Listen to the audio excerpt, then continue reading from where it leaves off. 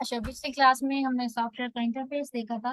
ठीक है, मैंने आपको कुछ चीज़ें इसमें बताई थी, कंपैरिजन भी बताया था कि ये एडोब इलस्ट्रेटर और एडोब फोटोशॉप दोनों एक ही कंपनी के हैं, एडोब किट के हैं। ठीक है, तो इसलिए इनका जो इंटरफेस है वो भी मिलता जुलता है और इनके शॉर्टकट कीज भी मिलते जुलते हैं काफ़ी। ठीक है, और कुछ टूल्स वगैरह भी इनके मिलते जुलते हैं, बस थोड़ा सा डिफरेंस है कि उसमें कुछ टूल्स, फोटोशॉप में कुछ टूल्स कम हैं और एडोब इलस्ट्रेटर में कुछ टूल्स ज्यादा हैं, और कुछ टूल्स यहाँ पे हैं तो वहाँ पे नहीं है, और कुछ टूल वहाँ हैं तो यहाँ नहीं है। बस यही चीज इन दोनों को एक दूसरे से थोड़ा सा डिफरेंट बनाती है।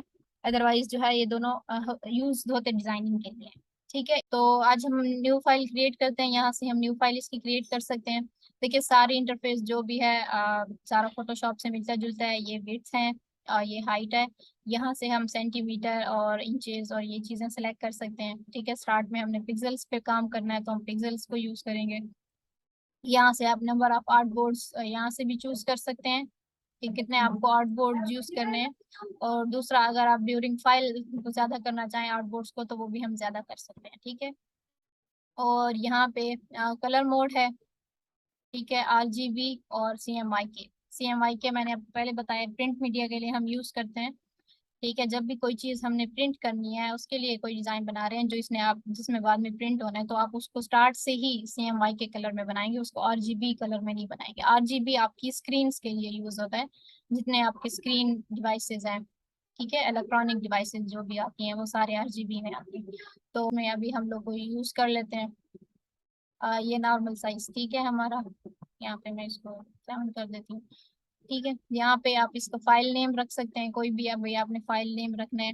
लाइक मैं इसको अभी टूल्स कर लेती हूँ। हमारा प्रॉपर्टी बार है यहाँ पे। ठीक है, यहाँ पे हमने कुछ टूल्स जो प्रॉपर्टीज हैं हमने वो यहाँ पे सेट किए हैं। ठीक है, जो हमारे डिजाइन में यूज होती हैं मोस्टली, तो हमने उनको यहाँ पे रख लिया। ठीक है, ताकि हम इसको फास्ट एक्सेस कर सकें यहाँ पे। ठीक है, यहाँ पे हमारे टूल्स हैं। अगर आपके यहाँ से जाकर इस पे एडिट टूल बार पे आप जाएं, यहाँ से यहाँ पे क्लिक करें आप, तो अगर आपका बेसिक सेलेक्ट है तो आप उसको एडवांस पे कर सकते हैं। बेसिक में टूल्स कम होते हैं। ठीक है, लाइक मैंने इसको बेसिक पे सेलेक्ट किया तो ये टूल्स कम हो गए हैं। ठीक है, तो हमने एडवांस पे काम करना है, तो आपने इन 3 डॉट्स पे क्लिक कर लेना है, फिर यहाँ पे क्लिक करना है और इसको एडवांस कर लेना है।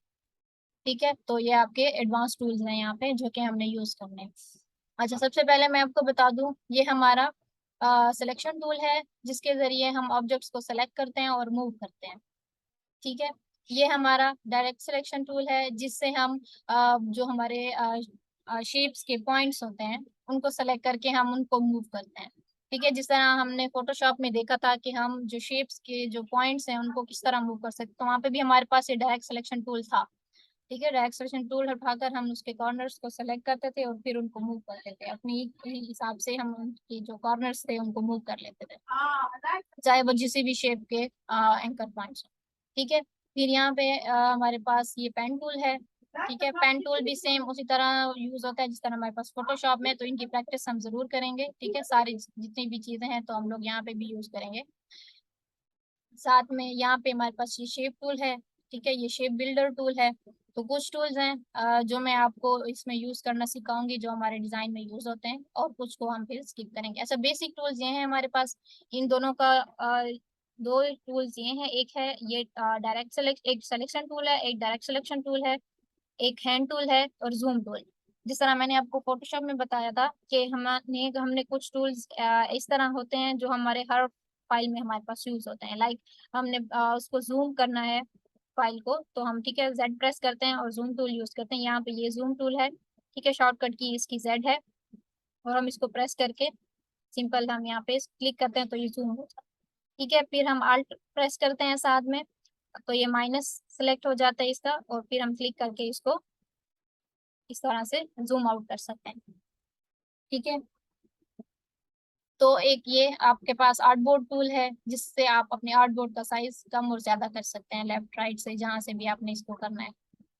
ठीक है, ड्यूरिंग साइज, ड्यूरिंग डिजाइन आप कहीं से भी इसको छोटा बड़ा कर सकती हैं। ठीक है, आपको एक और आर्टबोर्ड चाहिए तो आप यहाँ पे क्लिक करें प्लस पे, तो ये इसके राइट साइड पे दूसरा आर्टबोर्ड बन जाएगा। आपने इसको डिलीट करना है तो जो आर्टबोर्ड आपने डिलीट करना है उस पर क्लिक करें, आर्टबोर्ड टूल सेलेक्ट करके ठीक है, फिर आपने वो आउटपुट चूज करना है जिसको आपने डिलीट करना है, और फिर डिलीट का बटन आपने प्रेस कर देना है तो वो डिलीट हो जाएगा आपसे।